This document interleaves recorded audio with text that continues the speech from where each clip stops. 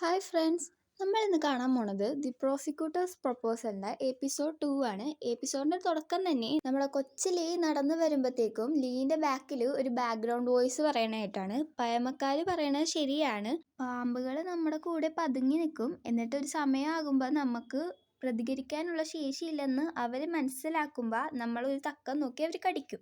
ഈ ഒരു ടൈമിൽ നമ്മുടെ കൊച്ചിലി നടക്കുമ്പോഴത്തേക്കും അവന്റെ കാലിൻ്റെ അവിടെ ഒരു പാമ്പിനെ പോലെ കാണിച്ചിട്ട് അവൻ വേറെ ഏതോ സ്ഥലത്ത് നിന്ന് ആലോചിക്കണായിട്ടാണ് കാട്ടുന്നത്.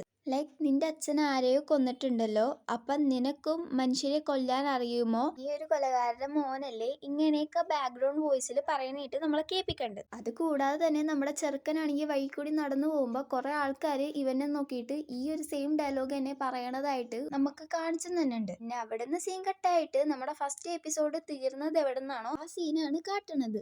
ലൈക്ക്, നമ്മുടെ ജൂ ലീനോട് ചോദിക്കണേണ്, നീ ഒരു കൊലകാരന്റെ മോനല്ലേ, കങ് വൂസുങ് എന്ന ആളെ കൊന്ന ലീ ഗിൽന്യോങ്ങിന്റെ മകനല്ലേ നീ എന്ന് നമ്മുടെ ലീനോട് ജൂ ചോദിക്കണ്ട്. നമ്മുടെ ചെറുക്കനാണെങ്കിൽ ഇതൊക്കെ കേട്ടിട്ട് എന്തോ പോലെയായിട്ട് അവനാണെങ്കിൽ മുഖം തിരിച്ച് കളയുന്നുണ്ട്. എന്നിട്ട് നമ്മുടെ ലീ പറയുന്നുണ്ട്, ഞാൻ അദ്ദേഹത്തിനെ പോലെ അല്ല, ഈ ഒരു കാരണം കൊണ്ട് എന്നെയും അദ്ദേഹത്തിനെ ഒരേപോലെ കാണരുതെന്ന്. അപ്പൊ നമ്മുടെ ജൂ പറയുന്നുണ്ട്, എങ്കിൽ ഞാൻ വിചാരിക്കുന്നു നിനക്ക് എൻ്റെ കൂടെ വർക്ക് ചെയ്യാൻ താല്പര്യം ഉണ്ടെന്ന്, അല്ലെങ്കിൽ നിനക്കിത് ഇഷ്ടമായില്ലെങ്കിൽ ഞാൻ ഫോർമലായിട്ട് ചോദിക്കാം. എന്നിട്ട് നമ്മുടെ ജൂ ചോദിക്കുന്നുണ്ട്, ഡയറക്ടർ ലീ ചിഹ, നിനക്ക് എൻ്റെ കൂടെ വർക്ക് ചെയ്യാൻ താല്പര്യം ഉണ്ടാന്ന്. അതും പറഞ്ഞുകൊണ്ട് നമ്മുടെ ജൂ ആണെങ്കിൽ ഷേക്ക് ഹാൻഡ് കൊടുക്കണ മാതിരി കൈ നീട്ടുണ്ട്. അവിടെ നിന്ന് സീൻ കട്ടായിട്ടാണെങ്കിൽ നമ്മുടെ ലീ ആണെങ്കിൽ അവന്റെ സാധനങ്ങൾ എടുത്തിട്ട് ജൂവിന്റെ ഓഫീസിലോട്ട് വന്നതായിട്ടാണ്. ജൂവിന്റെ ഓഫീസിലോട്ട് വരുമ്പോൾ നമുക്കൊരു പുതിയ ക്യാരക്ടറിനെ പരിചയപ്പെടുത്തുന്നുണ്ട്. അവന്റെ പേര് സോങ് എന്നാണ്. കുറച്ച് വലിയ പേരായിരുന്നു, എനിക്ക് മനസ്സിലായി സോങ് എന്ന് മാത്രമാണ്, അതാണ് നമുക്ക് സോങ് എന്ന് വിളിക്കാൻ പറ്റുക. അപ്പൊ നമ്മുടെ ചെറുക്കൻ കയറി വരുമ്പോഴത്തേക്കും സോങ് അവനെ തന്നെ പരിചയപ്പെടുത്തുകയും ചെയ്യുന്നുണ്ട്. അപ്പൊ നമ്മുടെ ചെറുക്കനാണെങ്കിൽ അവന്റെ പേര് പറഞ്ഞ് പരിചയപ്പെടുത്തുന്നുണ്ട്. എന്നിട്ട് സോങ് നമ്മുടെ ചെറുക്കൻ്റെ അടുത്തേക്ക് പോയിട്ട് അവന്റെ സാധനങ്ങൾ വാങ്ങിച്ചിട്ട് ഞാൻ നിന്നെ ഹെൽപ്പ് ചെയ്യാന്ന് പറയുന്നുണ്ട്. എന്നിട്ട് സോങ് ചോദിക്കണ്ട്, ഈ ഒരു പ്രോസിക്യൂഷൻ ഓഫീസിൽ നീ വന്നിട്ട് കുറെ ആയല്ലോ, കാരണം ഇവിടെ ഉള്ള മിക്കവരെയും എനിക്കറിയാം, പക്ഷെ ഇതുവരെയായിട്ടും നിന്നെ ഞാൻ ഇവിടെ കണ്ടിട്ടില്ലാന്ന്. അതുകൂടാതെ സോങ് പറയുന്നുണ്ട്, നീ ജൂനെ കണ്ടിട്ട് പേടിക്കേണ്ട ആവശ്യമൊന്നുമില്ല, കാരണം ജൂനെ കുറിച്ച് കുറെ റൂമേഴ്സ് ഉണ്ടല്ലോ, പക്ഷെ ആ റൂമേഴ്സിലുള്ള പോലെയല്ല ജൂവിന്റെ സ്റ്റാഫിനോട് മാറണത്. പിന്നെ ഒരു കാര്യം എന്ന് പറയുന്നത്, നമുക്ക് കുറച്ച് ബൗണ്ടറീസ് ഉണ്ട്. ലൈക്ക്, അവന്റെ പേഴ്സണൽ കാര്യങ്ങളൊന്നും ചോദിക്കാൻ പാടില്ല. പിന്നെ സോങ് ചോദിക്കണ്ട്, നീ ഈ ഒരു പ്രോസിക്യൂഷൻ ഓഫീസ് നൽകിയ അപ്പാർട്ട്മെന്റിൽ തന്നെയാണ് താമസിക്കണ എന്ന്. അപ്പൊ നമ്മുടെ ചെറുക്കനാണെങ്കിൽ ആന്ന് പറയുന്നുണ്ട്. അപ്പത്തേക്കും സോങ് അടുത്തേക്കും പറയുന്നുണ്ട്, ഞാന് ആ അപ്പാർട്ട്മെന്റിൽ തന്നെ 5th ഫ്ലോറിലാണ് താമസിക്കണ, എന്നിട്ട് പോലും ഞാൻ നിന്നെ കണ്ടില്ലല്ലോ എന്ന് നമ്മുടെ സോങ് പറയുന്നുണ്ട്. എന്നിട്ട് സോങ് ഒരുമാതിരി പറയുന്നുണ്ട്, നിനക്ക് എന്നോട് ടാങ്ക് ചോദിക്കണമെങ്കിൽ നീ എനിക്ക് നല്ലൊരു ഫുഡ് വാങ്ങി തന്നാൽ മതിയെന്ന്. സോങ് ഇങ്ങനെ പറയാൻ കാരണം നമ്മുടെ ജൂവിനെ കുറിച്ച് ലീക്ക് കുറച്ച് കാര്യങ്ങൾ പറഞ്ഞു കൊടുത്തല്ലോ, അപ്പൊ അതിന് നന്ദി എന്നുള്ള രീതിക്കാണ് ഇവൻ ഈ ഒരു കാര്യം എടുത്ത് പറഞ്ഞത്. പിന്നീട് സോങ് ആണെങ്കിൽ നമ്മുടെ ചെറുക്കന്റെ കയ്യിലിരിക്കുന്ന ബോക്സ് വാങ്ങിച്ച് ഹെൽപ്പ് ചെയ്യാന്നും പറഞ്ഞ അവർ രണ്ടുപേരാണെങ്കിൽ അവിടെ കിടന്ന് വലിയുന്ന ടൈമിലായിരുന്നു നമ്മുടെ ജൂ ആ ഒരു ഓഫീസിലോട്ട് കയറി വന്നത്. ജൂ കയറി വരുമ്പോഴത്തേക്കും നമ്മുടെ സോങ് ആണെങ്കിൽ ഈ ലീന്റെ കൈ പിടിച്ചുകൊണ്ടിരിക്കണേണ് ഇവൻ കാണുന്നത്. ഇവൻ ഇത് കണ്ടിട്ടാണെങ്കിൽ ഒരുമാതിരി നോക്കിയിട്ട്, സീനിയർ ലീ ചിഹ എന്റെ ഓഫീസിലോട്ട് വാന്നും പറഞ്ഞിട്ട്, ഇതിന്റെ ഉള്ളിൽ തന്നെ ജൂവിന്റെ ഓഫീസ് ഉണ്ട്. ആ ഒരു ഓഫീസിന്റെ ഉള്ളിൽ പോയിട്ടാണെങ്കിൽ ഇവന് ആ കഥ ടി നമ്മുടെ ചെക്കനാണെങ്കിൽ എന്തോ പോലെ നോക്കി നിക്കണ്ട്. പിന്നെ അവിടുന്ന് സീൻ കട്ടായിട്ടാണെങ്കിൽ നമ്മുടെ ജൂവിന്റെ ഓഫീസിലിരുന്നിട്ട് ലീയും ജൂവും നമ്മൾ ഫസ്റ്റ് എപ്പിസോഡിൽ കണ്ട ആ ഒരു ഡെഡ് ബോഡിനെ കുറിച്ച് സംസാരിക്കാനായിട്ടാണ് കാട്ടണത്. ആ ഒരു ഡെഡ് ബോഡിന്റെ പേര് കിം കൊറിയോൺ എന്നാണ് കണ്ടാണ് പറഞ്ഞത്, നമുക്ക് കിം എന്ന് വിളിക്കാം. അപ്പൊ നമ്മുടെ ലീ ആണെങ്കിൽ ഈ ഒരു കിമ്മിന്റെ ഓട്ടോപ്സി റിപ്പോർട്ട് ജൂവിന്റെ കൊടുത്തിട്ട്, ഇതാണ് കിമ്മിന്റെ ഓട്ടോപ്സി റിപ്പോർട്ട് എന്ന് പറയുന്നുണ്ട്. അപ്പൊ നമ്മുടെ ജൂ ചോദിക്കുന്നുണ്ട്, ഇതിലെന്താ കൺക്ലൂഷൻ നിനക്ക് പറയാനുള്ളതെന്ന്. അപ്പൊ ലീ പറയുന്നുണ്ട്, ഇയാളുടെ ബോഡിയിലാണെങ്കിൽ 1000 മടങ്ങ് ലീതേൽ എന്ന് പറയുന്ന ഒരു ഡ്രഗിന്റെ എമൗണ്ട് കൂടുതലാണ്. അതുകൂടാതെ തന്നെ ചെറിയ അളവില് നിക്കോട്ടിനും ഉണ്ട് എന്ന് പറയുന്നുണ്ട്. അതുകൂടാതെ ഇതിൽ സസ്പീഷ്യസ് ആയിട്ട് ഒന്നുമില്ല, ഇങ്ങനെ ബോഡിയിൽ ഓവർഡോസ് ആയിട്ട് ഡ്രഗ്സ് ഇൻജെക്ട് ചെയ്തത് കൊണ്ടാണ് മരിച്ചു പോകാനായിട്ടുള്ള കാരണം എന്ന് നമ്മുടെ ലീ ജൂവിനോട് പറയുന്നുണ്ട്. അപ്പൊ നമ്മുടെ ജൂ ചോദിക്കുന്നുണ്ട്, വേറെ എന്തെങ്കിലും സസ്പീഷ്യസ് ആയിട്ട് ഉണ്ടാകുന്ന ചോദിക്കുമ്പോൾ നമ്മുടെ ലീ പറയുന്നുണ്ട്, ഇങ്ങനെ കഴുത്തില് ഒരു സിറഞ്ചിന്റെ മാർക്കും അതേപോലെ തന്നെ കുറച്ച് സ്റ്റിക് ഫ്രാഗ്മെന്റ് വായിലും വയറ്റിലും ഉണ്ടെന്ന്. അതേപോലെ തന്നെ ഫുഡിന്റെ ആ ഒരു കുടലിലെ ട്യൂബില് ആ ഒരു ട്യൂബിന്റെ അകത്ത് കുറച്ച് സ്ക്രാച്ചസും ഉണ്ടെന്ന് പറയുന്നുണ്ട്. ഈ ഒരു കാരണം മൂലമാണ് മരിച്ചതെന്ന് നമുക്ക് ശരിക്കും പറയാൻ പറ്റൂല. അപ്പൊ നമ്മുടെ ജൂ പറയുന്നുണ്ട്, പോലീസ് ആണെങ്കിൽ അവിടെ CCTVയും അതേപോലെ തന്നെ ഒരു വിറ്റ്നസ്സും ഇല്ലാത്ത കാരണം പ്രോസിക്യൂഷൻ വേണ്ടാന്നാ പറഞ്ഞേക്കണത്. പിന്നെ ഈ ഒരു മരിച്ചുപോയ ആള് ഒരു റഷ്യക്കാരനാണ്. അപ്പൊ ഈ ഒരു റഷ്യയിൽ നിന്നിട്ട് കൊറിയയിലോട്ട് വരുമ്പോഴത്തേക്കും ഇവനെ കുറിച്ചിട്ടുള്ള ഒരു കാര്യവും അവർക്ക് ട്രേസ് ചെയ്യാൻ പറ്റാത്ത കാരണം പോലീസ് ആണെങ്കിൽ പ്രോസിക്യൂഷൻ വേണ്ടാന്ന് തന്നെയാണ് പറഞ്ഞേക്കണത്. അവിടെ ലീ ചോദിക്കുന്നുണ്ട്, ഇതൊക്കെ ഭയങ്കര സ്ട്രേഞ്ച് ആയിട്ട് തോന്നണല്ലേ? കാരണം ജസ്റ്റ് ഒരു ദിവസത്തേക്ക് കൊറിയയിലുണ്ടായിരുന്ന ആൾക്ക് എല്ലാ വഴിയും അതേപോലെ തന്നെ CCTV ഇല്ലാത്ത ആ ഒരു റോഡ് നോക്കി അയാൾ എങ്ങനെ ആ ഒരു റൂട്ട് മനസ്സിലാക്കി. അതുകൂടാതെ കുറെ അധികം CCTV ഉള്ള കടകളും ഗാംബ്ലിങ് ചെയ്യണ സ്ഥലത്തിന്റെ അടുത്തായിട്ടായിരുന്നു ഈ ഒരു ക്രൈം സീൻ നടന്നത് എന്ന് നമ്മുടെ ലീ പറഞ്ഞപ്പോ ജൂ ചോദിക്കുന്നുണ്ട്, ചിലപ്പോ അയാളോട് നിയോണുള്ള വഴികളെല്ലാം ഇവിടെ വന്നതിന് മുമ്പ് പറഞ്ഞു കൊടുത്തതാണെങ്കിലോ. നിയോ എന്ന് പറയണത് കൊറിയയിലൊരു സ്ഥലമാണ്. ആ ഒരു സ്ഥലത്താണ് ഈ ഒരു പ്രോസിക്യൂഷന്റെ ഈ ഒരു ഓഫീസ് ഉള്ളത്. അപ്പൊ നമ്മുടെ ലീ പറയുന്നുണ്ട്, ഞാൻ നേരത്തെ ക്രൈം സീനിൽ നിന്ന് പറഞ്ഞതുപോലെ ഇയാള് ചിലപ്പോ ഇവിടെ ഡ്രഗ്സ് വിൽക്കാൻ വന്നതാണെങ്കിലോ. നമ്മുടെ ജൂ ചോദിക്കുന്നുണ്ട്, ഇതിന് എവിഡൻസ് ഉണ്ടാന്ന്. അപ്പൊ നമ്മുടെ ലീ പറയുന്നുണ്ട്, അവന് കൊടുത്ത ഓട്ടോപ്സി റിപ്പോർട്ടിൽ ഒരു അറ്റാച്ച്മെന്റ് ഉണ്ടെന്ന്, അത് നോക്കാനായിട്ട്.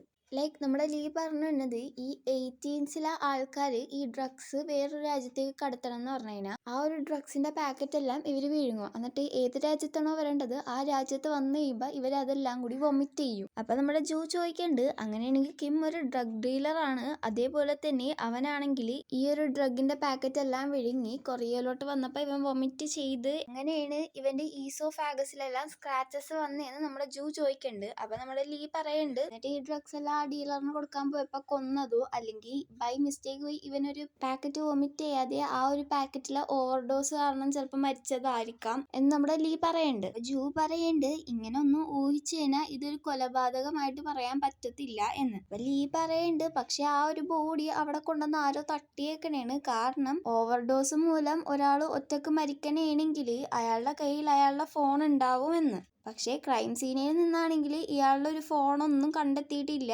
എന്ന് നമ്മുടെ ലീ ആ ഓട്ടോപ്സി റിപ്പോർട്ടിലുള്ളത് കാണിച്ചു കൊടുക്കുന്നുണ്ട്. അപ്പൊ ജൂ പറയുന്നുണ്ട്, ഇതൊരു മർഡർ ആണെങ്കിലോ അല്ലെങ്കിലോ ആ ഒരു ബോഡി കൊണ്ടുവന്നിട്ട ആളാണ് നമ്മുടെ കിമ്മിന്റെ ഫോൺ കൊണ്ടുപോയേക്കണ ആണോ എന്ന് നമ്മുടെ ജൂ ചോദിക്കുന്നുണ്ട്. നമ്മുടെ ലീ പറയുന്നുണ്ട്, അതുപോലെ തന്നെ ക്രൈം സീനിൽ നിന്ന് ഒരു ഗ്ലൗസ് കളഞ്ഞിട്ടിട്ടുണ്ടായിരുന്നു. അപ്പൊ നമ്മുടെ ജൂ പറയുന്നുണ്ട്, ആ ഗ്ലൗസിൽ ആരും DNA ഇല്ല എന്ന്. ഇതേപോലെ തന്നെ ഇങ്ങനെ ഒരു ബോഡി കൊണ്ടുവന്നിട്ടണ ആളാണെങ്കിൽ ഇതേപോലെ മനപ്പൂർവ്വം അയാളുടെ ഗ്ലൗസ് അവിടെ ഇട്ടിട്ട് പോവാൻ പൊട്ടനായിരിക്കൂല എന്ന് നമ്മുടെ ജൂ പറയുന്നുണ്ട്. പിന്നെ നമ്മുടെ ലീ ഓരോന്ന് പിന്നെയും പറയുമ്പോഴത്തേക്കും ജൂ പറയുന്നുണ്ട്, നീ കുറച്ച് അടിപൊളി കാര്യങ്ങൾ കണ്ടുപിടിച്ചെന്ന് പറഞ്ഞ് എന്റെ ജോലി എനിക്ക് എങ്ങനെ ചെയ്യണ്ടേന്ന് പഠിപ്പിക്കാൻ വന്നതാണോ എന്ന് അഭിനയിക്കണാണോ എന്ന് നമ്മുടെ ജൂ ലീനോട് ചോദിക്കുന്നുണ്ട്. അപ്പൊ നമ്മുടെ ലീ ആണെങ്കിൽ സോറിയും പറയുന്നുണ്ട്. അപ്പൊ നമ്മുടെ ജൂ ആണെങ്കിൽ പിന്നെയും നീ ഒരു കൊലകാരൻ മോൻ അങ്ങനെയൊക്കെ പറഞ്ഞ് പിന്നെയും സംസാരിക്കാൻ തുടങ്ങുമ്പോയിരുന്നു പുറത്ത് ഒരു ലേഡീന്റെ ഒച്ച കേൾക്കണത്. അപ്പൊ ഇവര് പുറത്തേക്ക് പോയി നോക്കുമ്പോഴത്തേക്കും ആ ഒരു ലേഡി ആണെങ്കിൽ നമ്മുടെ ജൂവിന്റെ അടുത്ത് പറയണേണ്, ഇതെങ്ങനെയാണ് ഒരു മർഡർ ആവണത്? എന്റെ മോനിക്ക് കുറച്ച് ദേഷ്യം കൂടുതലാണെന്നേ ഉള്ളൂ, പക്ഷെ അവനാണെങ്കിൽ എല്ലാരും പേടിപ്പിക്കാനേ നോക്കത്തുള്ളൂ എന്ന് ആ ലേഡി പറയുന്നുണ്ട്. അപ്പൊ ജൂ അടുത്തേക്കും ചോദിക്കുന്നുണ്ട്, അപ്പൊ ആ മരിച്ച ആളുടെ ദേഹത്തുണ്ടായിരുന്ന മുറിവുകളോ എന്ന്. അപ്പത്തേക്കും ആ ലേഡി പറയുന്നുണ്ട്, എന്റെ മോൻ പാവമാണ്, എന്റെ മോൻ അങ്ങനെയൊന്നും ചെയ്യില്ല, അങ്ങനെയൊക്കെ ഓരോന്ന് അവരുടെ മോനെ കുറിച്ചിട്ട് പറയുന്നുണ്ട്. ലൈക്ക് അവരാണെങ്കിൽ ഓരോന്ന് നിർത്താതെ പറയണേണ്, എന്റെ മോൻ ഒരു ഉറുമ്പിനെ പോലും ദ്രോഹിക്കൂല, അങ്ങനെയാണ് ഇങ്ങനെയാണെന്നും പറഞ്ഞ് ഓരോന്ന് പറയുന്നുണ്ട്. അപ്പൊ നമ്മുടെ ലീ ജൂവിനായിട്ട് അന്ന് കാറിലിരുന്നപ്പോൾ ഒരു കാര്യം ആലോചിക്കണേണ്. ലൈക്ക് ജൂ അന്ന് പറഞ്ഞിട്ടുണ്ടായിരുന്നത് ഒരു കൊല ചെയ്ത ഒരാളാണെങ്കിൽ എപ്പോഴും പറയുന്ന ഡയലോഗ്സ് ആയിരുന്നു, ഞാൻ അങ്ങനെ ചെയ്തിട്ടില്ല, അതൊരു മിസ്റ്റേക്ക് ആണ്, അങ്ങനെ കുറച്ച് കാര്യങ്ങൾ. പിന്നെ പ്രസന്റിലോട്ട് വരുമ്പോഴത്തേക്കും സോങ്ങിനോട് പറയുന്നുണ്ട്, എന്ത് നോക്കി നിക്കണേന്നും പറഞ്ഞിട്ട് ആ ഒരു ലേഡീന്റെ കൈ തട്ടി മാറ്റുന്നുണ്ട്. ലേഡി ആണെങ്കിൽ പിന്നെ അവരുടെ മോനെ കുറിച്ച് ഓരോന്ന് പറഞ്ഞ് താഴ്ത്തിരുന്ന് പിന്നെ കരയാൻ തുടങ്ങി. സോങ് ആണെങ്കിൽ അവരെയും പിടിച്ചും കൊണ്ട് പോകണ്ട അവിടെ നിന്ന്. എന്നിട്ട് നമ്മുടെ ചെറുക്കനാണെങ്കിൽ ജൂ പറഞ്ഞ ഒരു കാര്യം കൂടി ആലോചിച്ച് നോക്കണ്ട്. ലൈക്ക് ഒരു കൊലപാതകക്കെതിരെ എന്തെങ്കിലും ചെയ്യണമെങ്കിൽ അല്ലെങ്കിൽ ലീഗലായിട്ട് ശിക്ഷ വാങ്ങിക്കൊടുക്കണമെങ്കിൽ അത് പറ്റണ ഒരേ ഒരാളാണ് പ്രോസിക്യൂട്ടർ. അത് കാരണമാണ് ഞാൻ പ്രോസിക്യൂട്ടർ ആയെന്ന് ജൂ പറയണത് ആലോചിക്കണേണ് നമ്മുടെ ലീ. എന്നിട്ട് ജൂ ആണെങ്കിൽ നമ്മുടെ ലീനെ പിന്നെ ഒരുമാതിരി ഓരോന്ന് പറയാൻ തുടങ്ങി. എന്ത് പറ്റി നിനക്ക്? എന്തേ ആ ലേഡീനെ പോലെ നീയും നിന്റെ അച്ഛന് അതേപോലത്തെ ഒരാളല്ല, അങ്ങനെയൊന്നും ചെയ്തിട്ടില്ല എന്ന് ചിന്തിക്കണേർന്നാ എന്ന് ചോദിക്കണ്ട്. അപ്പൊ ലീ പറയണ്ട് അല്ല എന്ന്. അപ്പൊ ജൂ ആണെങ്കിൽ അടുത്തേക്ക് ചെന്നിട്ട് ചോദിക്കണ്ട്, ഒരു കേസ് എങ്ങനെയാണ് ഹാൻഡിൽ ചെയ്യണ്ടേന്ന് അറിയുമെന്ന്. അപ്പൊ നമ്മുടെ ലീ പറയണ്ട്, റൈറ്റ് ആയിട്ടുള്ള രീതിയിൽ സോൾവ് ചെയ്യണം എന്നല്ലേ എന്ന് ചോദിക്കണ്ട്. അപ്പൊ ജൂ ആണെങ്കിൽ പിന്നെ ഒരുമാതിരി അല്ല, ഒരുമാതിരി കൊടൂരനാവണം, അതുകൂടാതെ ആ ഒരു ചെറ്റകൾക്കെതിരെ നമ്മുടെ പവർ വെച്ചിട്ട് മാക്സിമം ശിക്ഷ വാങ്ങി കൊടുക്കണം എന്നൊക്കെ ഒരുമാതിരി സൈക്കോനെ പോലെ ഇരുന്നാണ് നമ്മുടെ ജൂ അവിടെ സംസാരിച്ചിട്ടുണ്ടായിരുന്നത്. എന്നിട്ട് ജൂ ആണെങ്കിൽ നമ്മുടെ ചെറുക്കനോട് ചോദിക്കണ്ട്, എന്തേ ശരിയല്ലേന്ന്. അപ്പൊ നമ്മുടെ ലീ ആണെങ്കിൽ ആ എന്നൊക്കെയുള്ള രീതിയിൽ പറയുകയും ചെയ്യുന്നുണ്ട്. ആ ഒരു ടൈമിനാണ് ആ ലേഡീനെ പുറത്താക്കിയിട്ട് നമ്മുടെ സോങ് കയറി വന്നത്. അപ്പോൾ ജൂ ആണെങ്കിൽ സോങ്ങിൻ്റെ അടുത്ത് പറയുന്നുണ്ട്, ഇങ്ങനത്തെ ആൾക്കാരെ ഒന്നും എൻ്റെ ഓഫീസിലേക്ക് എൻ്റെ പെർമിഷൻ ഇല്ലാതെ കൊണ്ടുവരാതെ നീ വേണം നോക്കാനായിട്ടെന്ന്. അപ്പോൾ നമ്മുടെ സോങ് ഓക്കെ പറയുന്നുണ്ട്. അപ്പോൾ ജൂ പറയുന്നുണ്ട് ഇന്നത്തേക്ക് ഇത്രയോളം വർക്കെന്നും പറഞ്ഞിട്ട് ജൂ പോവാൻ നിൽക്കുമ്പോൾ സോങ് പറയുന്നുണ്ട്, ലീ ഇന്ന് വന്നതല്ലേ, അപ്പം അവനൊരു വെൽക്കം ഡിന്നർ പോലെ നമുക്ക് പുറത്ത് പോയി ഫുഡ് കഴിച്ചാലോ എന്ന് നമ്മുടെ സോങ് ജൂവിനോട് പറയുന്നുണ്ട്.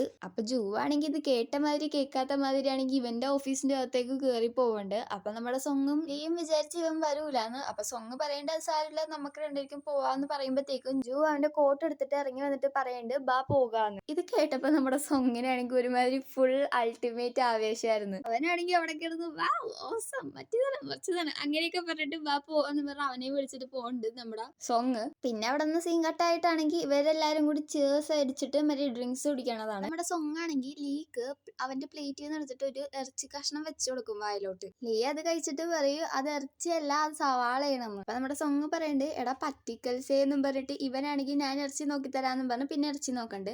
അപ്പൊ നമ്മുടെ ജൂ ആണെങ്കിൽ നമ്മുടെ ലീനെ പിന്നെയും ദേഷ്യം പിടിപ്പിക്കാനായിട്ട് ഒരുമാതിരി കുത്തണ പോലെ വീണ്ടും സംസാരിക്കും. ലൈക്ക് ആ സവാളയാണെങ്കിൽ ആ സവാളന്റെ ബെസ്റ്റ് തന്നെ ചെയ്യാൻ നോക്കി ആ ഒരു സോസിൽ കിടന്നിട്ടാണെങ്കിൽ എന്നെ മനസ്സിലാക്കാൻ പറ്റാത്ത രീതിയിലാണ് ഇരുന്നത്.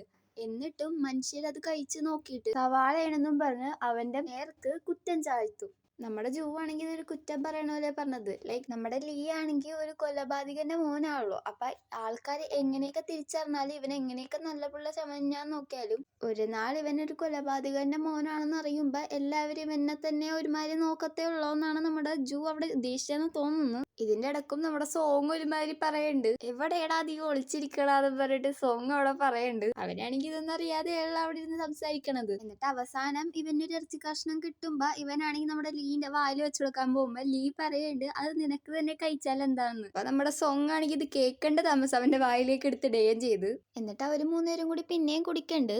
നമ്മുടെ സോങ് ആണെങ്കിൽ വർത്താനമേ നിർത്തണ്ടായിരുന്നില്ല. പക്ഷെ അവൻ തന്നെ ഫസ്റ്റ് ഫ്ലാറ്റ് ആവുകയും ചെയ്തു അവിടെ. എന്നിട്ട് പിന്നെ നമ്മുടെ ജോവും ലീയും കൂടിയാണ് പിന്നെ കുടിക്കാൻ തുടങ്ങിയത്. അപ്പൊ നമ്മുടെ ലീ എടുത്തേക്കും ചോദിക്കണ്ട്, നിങ്ങൾ എന്തിനാണ് എന്നെ ഇത്രയും വർക്കണേന്ന്. അപ്പൊ നമ്മുടെ ജോ എടുത്തേക്കും ചോദിക്കണ്ട്, എന്തേ ഞാൻ നിന്നെ ഇഷ്ടപ്പെടണം എന്ന് നീ ചിന്തിക്കണ്ട എന്ന്. അപ്പൊ ലീ പറയുന്നുണ്ട്, എന്നെ ഒരു ഇൻവെസ്റ്റിഗേറ്റർ ആയിട്ടെങ്കിലും ട്രീറ്റ് ചെയ്തൂടെ എന്ന്. അപ്പൊ ജോ ചോദിക്കണ്ട്, എന്താ ഓർഡർ തന്നെയാണെന്ന്. അപ്പൊ ലീ പറയണ്ട്, അല്ല ഇതൊരു റിക്വസ്റ്റ് ആണെന്ന്. അപ്പൊ ജോ എടുത്തേക്കും പറയുന്നുണ്ട്, ഞാൻ ആരെയൊക്കെ എങ്ങനെ ജഡ്ജ് ചെയ്യണത് അത് എന്റെ അവകാശം ആണെന്ന്. എന്നിട്ട് ജൂ പിന്നെ ഒരുമാതിരി കൊലകാരൻ എന്നുള്ള രീതിക്ക് പിന്നെയും സംസാരിക്കുമ്പോ നമ്മുടെ ലീ എടുത്തേക്കും പറയുന്നുണ്ട്, ഞാൻ അത് മാറ്റാൻ എന്റെ ബെസ്റ്റ് തന്നെ ചെയ്യുമെന്ന്. അപ്പൊ ജൂ എടുത്തേക്കും ചോദിക്കുകയും ചെയ്യുന്നുണ്ട്, നിനക്ക് ഭയങ്കര ഗട്ട്സ് ആണല്ലോ, ഞാൻ ഓർത്ത് നീ പേടിച്ച് ഓടുമെന്ന്. നമ്മുടെ ചെറുക്കനാണെങ്കിൽ ഒരുമാതിരി നിന്നിട്ട് പുറത്തേക്ക് പോകണ്ടേ ഇപ്പൊ വരാമെന്നും പറഞ്ഞിട്ട്. പിന്നെ അവിടുന്ന് സിങ്കട്ടായിട്ടാണെങ്കിൽ ലീ ആണെങ്കിൽ പുറത്തു പോയിട്ട് വന്നതായിട്ടാ കാട്ടണം. അവിടെ ജൂ ആണെങ്കിൽ അവനെ വെയിറ്റ് ചെയ്ത് നിൽക്കണ്ട്. ജൂ ചോദിക്കണ്ട്, നീ എങ്ങാട് പോയതാണെന്ന്. അപ്പൊ ലീ പറയണ്ട്, ഞാൻ ഐസ്ക്രീം വാങ്ങിക്കാൻ പോയതാണെന്ന്. അപ്പൊ ജൂ ലൈക്ക് ചോദിക്കണ്ട്, ഈ ഒരു തണുപ്പത്ത് എന്തിനാ നിനക്ക് ഐസ്ക്രീം എന്ന്. അപ്പൊ ലീ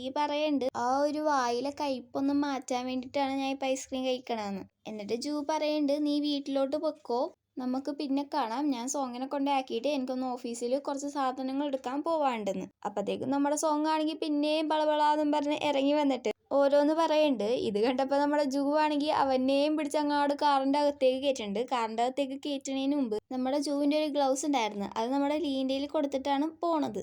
സോങ് ആണെങ്കിൽ അപ്പോഴും വായി കൂട്ടിയിട്ടില്ല, പിന്നെ എന്തൊക്കെ അവിടെ കിടന്ന് പറയുന്നുണ്ട്. അവരവിടുന്ന് കാർ എടുത്ത് പോയി കഴിയുമ്പോഴത്തേക്കും നമ്മുടെ ലീ ആണെങ്കിൽ ആ ഒരു ജൂവിന്റെ ഗ്ലൗസ് ആണെങ്കിൽ ഇട്ട് നോക്കണ്ട്. പിന്നീട് അവിടുന്ന് സീൻ കട്ടായിട്ടാണെങ്കിൽ നമ്മുടെ ലീ വീട്ടിലിരുന്നിട്ട് ഐസ്ക്രീം കഴിക്കാനായിട്ടാണ് കാട്ടണം. അപ്പൊ ഡോർ ബെല്ല് ആരോ അടിക്കുമ്പോഴത്തേക്കും ഇവൻ പോയി നോക്കണ്ട്. ഇവനാണെങ്കിൽ ലൈക്ക് ആരാണെന്ന് നോക്കാതെയായിരുന്നു തുറന്നത്. വന്നത് ജൂ ആയിരുന്നു. അപ്പൊ ജൂ ചോദിക്കണ്ട്, ഇങ്ങനെ ആരാണെന്ന് നോക്കിയിട്ടല്ലേ തുറക്കേണ്ടത്, നിന്നെ ചിലപ്പോൾ ആരും കൊല്ലാൻ വന്നതാണോന്ന് നമ്മുടെ ജൂ ചോദിക്കണ്ട്. ജൂ വന്നത് തന്നെ കുറെ ഫയൽസ് ഒക്കെ ആയിട്ടായിരുന്നു. ലീ ആണെങ്കിൽ അതുകൊണ്ട് അപ്പുറത്തേക്ക് വെക്കാൻ നോക്കണ ടൈമിൽ തന്നെ നമ്മുടെ ജൂ അവിടെയൊക്കെ നോക്കുമ്പോ ഒരു മെഡിസിൻ കിട്ടണ്ട അവന്. നമ്മുടെ ഫസ്റ്റ് എപ്പിസോഡ് ആണെങ്കിൽ ലീ ഒരു മെഡിസിൻ കഴിക്കാനായിട്ട് കാട്ടിയില്ലേ, അത് ഇങ്ങനെ ഉറക്കം വരാത്തപ്പോ ഉറങ്ങാൻ വേണ്ടിയിട്ടുള്ള ഒരു ഡ്രഗ് ആയിരുന്നു അത്. അപ്പൊ ജൂ ആണെങ്കിൽ അത് നോക്കിയിട്ട് അവിടെ വെക്കണമുണ്ട്. എന്നിട്ട് ജൂ അവിടെ ഒരു കസാരയിൽ ചെന്നിരുന്നിട്ട് നമ്മുടെ ലീനോട് പറയുന്നുണ്ട്, ഈ ഒരു ഫയൽസ് എല്ലാം എനിക്കൊരു വീക്കിനുള്ളിൽ സബ്മിറ്റ് ചെയ്യണമെന്ന്, ആൻഡ് നമുക്ക് നാളെ മോർണിംഗ് 7 മണിക്ക് കാണാമെന്ന്.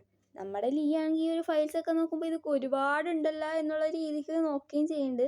എന്നിട്ട് ജൂവിനോട് പറയുന്നുണ്ട്, ഇതൊക്കെ ഞാൻ ഒരാഴ്ചക്ക് മുമ്പായിട്ട് സബ്മിറ്റ് ചെയ്യണോ എന്ന്. അപ്പൊ നമ്മുടെ ജൂ ഒന്നും ഇണ്ടാതെ ആദ്യം തന്നെ അവിടെ 2 ഡ്രിങ്ക് ഇരിക്കണ്ടായിരുന്നു. ആ ഡ്രിങ്കിൽ ഒരെണ്ണം പൊട്ടിച്ച് ഇവൻ കുടിക്കുകയും ചെയ്യുന്നുണ്ട്, ഒരെണ്ണം പൊട്ടിച്ച് നമ്മുടെ ലീക്ക് കൊടുക്കുകയും ചെയ്യുന്നുണ്ട്. എന്നിട്ട് നമ്മുടെ ലീനോട് ചോദിക്കുന്നുണ്ട്, എന്തേ നിനക്ക് ഇത് ചെയ്യാൻ പറ്റൂലേ എന്ന്. അപ്പൊ നമ്മുടെ ലീ ആണെങ്കിൽ ഈ ഒരു ഡ്രിങ്ക്സ് എടുത്ത് കുടിച്ചിട്ട് പറയുന്നുണ്ട്, എനിക്ക് ചെയ്യാൻ പറ്റുമെന്ന്. എന്നിട്ട് നമ്മുടെ ചെറുക്കനാണെങ്കിൽ ഐസ്ക്രീം കഴിക്കുമ്പോൾ ഇത് കണ്ടിട്ട് ജൂ ആണെങ്കിൽ അതെടുത്ത് വാങ്ങിയിട്ട് അവൻ കഴിച്ച ആ ടീസ്പൂൺ കൊണ്ട് തന്നെ ഇവനും കഴിച്ചിട്ട് ആ ഐസ്ക്രീമും ടീസ്പൂണും അവന് തന്നെ തിരിച്ചു കൊടുക്കുകയും ചെയ്യുന്നുണ്ട്. നമ്മുടെ ചെറുക്കനാണെങ്കിൽ ഇവൻ എന്തുട്ടടപ്പാ ചെയ്യണമെന്നുള്ള രീതിയിൽ ഇവനെ നോക്കുകയും ചെയ്യുന്നുണ്ട്. എന്നിട്ട് നമ്മുടെ ലീ ചോദിക്കുന്നുണ്ട് എന്തുകൊണ്ടാണ് ഞാനെന്ന്. അപ്പൊ ജൂ പറയുന്നുണ്ട് എന്തേ നീ ട്രാൻസ്ഫറിന്റെ കാര്യമാണോ ചോദിക്കണേന്ന്. അപ്പൊ ലീ ആന്ന് പറയുമ്പോഴത്തേക്കും ജൂ എടുത്തേക്കും പറയുന്നുണ്ട് ഞാൻ അന്ന് നിന്നെ കാറിൽ കൊണ്ടുവന്നാക്കിയപ്പോ നീ എന്താ പറഞ്ഞതെന്ന് നിനക്ക് ഓർമ്മയുണ്ടാന്ന്. അപ്പൊ നമ്മുടെ ലീ പറയുന്നുണ്ട് എന്നെ റെസ്പെക്ട് ചെയ്യുന്നു എന്നല്ലേ പറഞ്ഞത്. ഇത് കേൾക്കേണ്ട താമസം നമ്മുടെ ജൂ ആണെങ്കിൽ ആ ഡ്രിങ്ക്സ് മൊത്തം എടുത്ത് കുടിച്ചിട്ട് അവനാണെങ്കിൽ ആ ഒരു ബോട്ടിൽ എന്നെ ക്രാഷ് ചെയ്തിട്ട് അവിടെ നിന്ന് പോവാൻ നിൽക്കുന്നുണ്ട്. അപ്പോഴത്തേക്കും ലീ ചോദിക്കുന്നുണ്ട് നിങ്ങൾ പോണേണാന്ന്. അപ്പൊ ജൂ ഇവന്റെ അടുത്തേക്ക് വന്നിട്ട് ഇവന്റെ കൈത്ത് പിടിച്ച് നിരക്കാൻ തുടങ്ങി.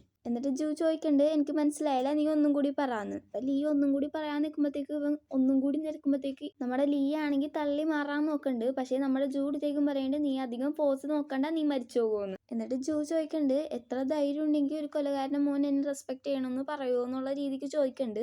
എന്നിട്ടാണെങ്കിൽ നമ്മുടെ ലീന ജൂ ഫോഴ്സ് ചെയ്ത് കിസ്സും ചെയ്യണ്ട അവിടെ ഇരുന്ന്. എന്നിട്ട് ലീ ഇവനെ തട്ടി മാറ്റിയിട്ട് ലീ ചോദിക്കണ്ട് നിനക്ക് ഇത്രയും ദേഷ്യം എന്നോട് എന്തുകൊണ്ടാണ് ഉള്ളതെന്ന്. അപ്പത്തേക്കും ജൂ നീ ഒരു പൊട്ടനാണോ എന്നുള്ള രീതിക്ക് ചോദിച്ചിട്ട് ഇവൻ പിന്നെ ഓരോന്ന് പറയാൻ തുടങ്ങി. ലൈക്ക് കോളറിന് പിടിച്ചിട്ട് പിന്നെ ഇവൻ ഫോഴ്സ് ചെയ്ത് കിസ് ചെയ്യാൻ തുടങ്ങി. ലീ ആണെങ്കിൽ പിന്നെയും തട്ടി മാറ്റിയിട്ട് ലീ ചോദിക്കണ്ടേ എന്താ ഇത്ര ഹെയ്റ്റ് ഉള്ള കാര്യം എന്ന് ചോദിക്കുമ്പോഴത്തേക്ക് ലൈക്ക് ഇങ്ങനെ ഹെയ്റ്റ് ഉള്ള ആളാണെങ്കിൽ കിസ് ചെയ്യേണ്ട ഒരു ആവശ്യമില്ലല്ലോ. അപ്പത്തേക്കും നമ്മുടെ ജൂഡത്തേക്കും പറയുന്നുണ്ട് ഞാൻ എന്ത് ചെയ്താലും നീ അതൊക്കെ സഹിച്ചോളണം എന്നുള്ള രീതിക്ക്. അവിടെ നിന്നാണ് നമ്മുടെ സെക്കൻഡ് എപ്പിസോഡ് തീരണത്. അപ്പോൾ ഇഷ്ടമായാൽ നിങ്ങൾ ലൈക്കും സബ്സ്ക്രൈബും ചെയ്യാൻ മറക്കരുത്. Thanks for watching.